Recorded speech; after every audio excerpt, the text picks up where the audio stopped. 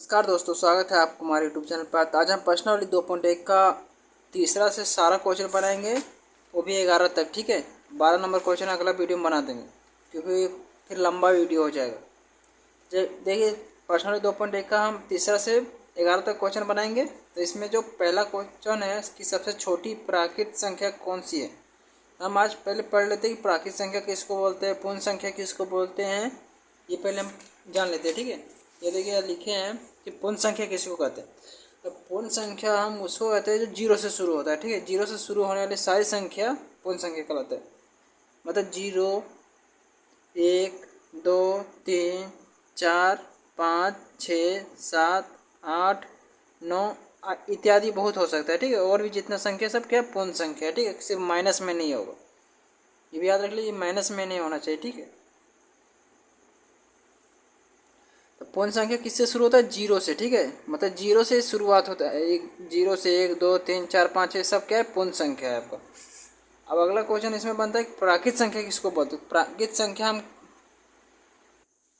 तो प्राकृत संख्या किसको बोलते हैं। प्राकृत संख्या क्या होता है, एक से शुरू होता है। एक से शुरू होगा, 1, 2, 3, 4, 5, 6, 7, 8, 9, 10। ठीक है, तो पूर्ण संख्या किससे शुरू हुआ, जीरो से। प्राकृत संख्या किससे शुरू हुआ, एक से। तो एक से जितना भी संख्या है वो सब क्या है, प्राकृत संख्या। 1 हो गया, 10 हो गया, 20 हो गया, 25 हो गया, 30 हो गया, प्राकृत संख्या भी है, पूर्ण संख्या भी है। लेकिन दोनों में अंतर क्या है कि जीरो से शुरू हो रहा है, इसमें एक से शुरू हो रहा है। अब देखिए, इसमें क्वेश्चन बनता है कि सबसे छोटी पूर्ण संख्या कौन सी है। बड़ा नहीं पूछेगा कि बड़ा के को पता नहीं कि कितना हो सकता है। ठीक है, छोटा जरूर पूछता है, कोई भी क्वेश्चन हो छोटा जरूर पूछेगा। प्राकृत संख्या सबसे छोटा कौन है, सबसे छोटा पूर्ण संख्या कौन है। तो सबसे छोटा पूर्ण संख्या कौन है, तो जीरो, क्योंकि जीरो से शुरू हो रहा है। तो सबसे छोटा पूर्ण संख्या जीरो। फिर प्राकृत संख्या सबसे छोटा कौन हो गया, तो आपका एक। तो ये आपको याद रखना है कि सबसे छोटा पूर्ण संख्या हो गया आपका जीरो, सबसे छोटा प्राकृत संख्या हो गया आपका एक। ठीक, इसमें ये भी याद रखना है प्राकृत संख्या का कोई पूर्ववर्ती नहीं होता है। पूर्ववर्ती क्या होता है, देखिए यहाँ समझ। पूर्ववर्ती का मतलब होता है कि कोई भी संख्या दिया हुआ है, जैसे 5, 4, 3, कोई भी संख्या, उसमें अगर हम एक घटा दें और जो संख्या प्राप्त हो उसको हम पूर्ववर्ती बोलते हैं। जैसे 5 में एक घटा देंगे तो कितना बचेगा, 4। 4 में एक घटा देंगे कितना बचेगा, 3। 3 में एक घटा देंगे तो कितना बचेगा, 2। 2 में एक घटा देंगे कितना, 1।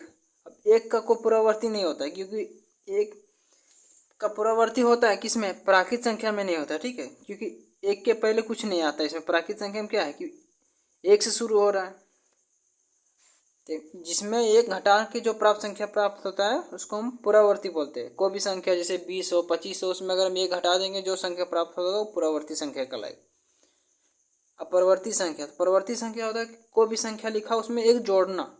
जैसे 10 हो गया, उसमें एक जोड़ देंगे तो 11। तो 11 क्या हो गया, 10 का परवर्ती संख्या क्या हो गया आपका, 11। इसी तरह से समझना आपका। ठीक है, तो एक का परवर्ती कितना होगा, तो 2 होगा। 2 का परवर्ती कितना होगा, 3 होगा, क्योंकि एक जुड़ेगा। वही पूछते कि 2 का पूर्ववर्ती क्या होगा, तो 1 होगा। अब बहुत बार पूछता है कि प्राकृत संख्या पूर्ण संख्या, ये जरूर याद रखिए। ठीक है, समझ में आ जाएगा सारा क्वेश्चन इसमें। और जो इसमें क्वेश्चन दे वो इसी इसी से सारा रिलेटेड क्वेश्चन है। चलिए तीसरा नंबर क्वेश्चन बनाते हैं। तो तीसरा नंबर क्वेश्चन है, सबसे छोटी प्राकृत संख्या कौन सी है। देखिए, प्राकृत संख्या की बात हुआ तो प्राकृत संख्या किससे शुरू होता है, एक से। तो सबसे छोटा प्राकृत संख्या क्या बताया अभी, तो एक। तो यहाँ होगा आपका आंसर एक। नंबर क्वेश्चन है कि सबसे छोटी पूर्ण संख्या कौन सी है। सबसे छोटी पूर्ण संख्या कौन सी है, तो अब ये पढ़े क्या, जीरो। बड़ा नहीं पूछेगा, छोटा पूछेगा। बड़ा का कोई पता नहीं कि कितना संख्या हो सकता है। ठीक है, अनंत है, इसमें कोई कौन सा संख्या होगा पता नहीं है। पांचवा नंबर क्वेश्चन है कि गिनती का कोई अंत नहीं है। ठीक है, इसलिए पांचवा संख्या ऐसी प्राकृत संख्या बताइए जिसका कोई पूर्ववर्ती नहीं है। देखिए क्या पूछा, प्राकृत संख्या बताइए जिसका कोई पूर्ववर्ती नहीं। तो प्राकृत संख्या कौन सा है, देख। एक का क्या होता है, कोई पूर्ववर्ती नहीं होता है। तो यहाँ क्या आपका आंसर हो जाएगा एक, क्योंकि एक में एक घटेगा तो जीरो होगा, तो क्या हो गया आपका पूर्ण संख्या। तो यहाँ पूछा क्या, प्राकृत संख्या में। छठा नंबर क्वेश्चन है, संख्या 15,099 के बाद 3 क्रमागत संख्या लिखे। 15,099 के बाद 3 गो। 15,099 में अगर हम एक जोड़ते तो कितना होगा, तो हो जाएगा आपका 15,100। फिर आपका क्या होगा, 15,101। फिर आपका हो जाएगा 15,102। अब इसको कैसे पता करें, देखिए 15,099 में एक जोड़ देंगे कितना होगा, तो 9 1 10 के जीरो बाकी में एक, 9 1 10 के जीरो बाकी में एक, यहाँ का आपका एक, 15 15, ठीक है। इस तरह से आप अब 15,100, इसमें एक जोड़ेंगे तो 101, इसमें एक जोड़ेंगे तो 102, तो इसका लगातार 3 संख्या ही लिखना था। अब 7वां नंबर क्वेश्चन है 51,000 से ठीक पहले 3 क्रमागत पूर्ण संख्याओं को लिखिए। 51,000 से ठीक पहले, ठीक है। 51,000 से ठीक पहले 3 लिखना, मतलब 51,000 में एक पहले घटाएंगे तो कितना आएगा, तो 51,000 यहाँ लिखते हैं, उसमें एक घटाएंगे तो कितना होगा, 10 में 1 9, यहाँ 9 हो गया, तो यहाँ 9 होगा, तो एक यहाँ घट गया 0, अब यहाँ 5 का 5 ही होगा, ठीक है। 50,999 होगा, कितना, 50,999, तो यहाँ क्या होगा 50,999, ठीक है। इसमें एक घटाएंगे तो फिर कितना होगा 50,998, फिर 50,997, तो 3 संख्या हो गया इसका पहले, ठीक है। अब 8वां नंबर क्वेश्चन है 1022 और 1036 के बीच कितनी पूर्ण संख्या है। इसके और इसके बीच देखना कितना पूर्ण संख्या है, तो देखिए 1022 और 1036, तो देखिए 1022 के बाद क्या होगा आपका 1023, 1024, 1025, 1026, 1027, 1028, इसके बीच ही लिखा रहे 1029, 1030, 1031, 1032, 1033, 1034, 1035।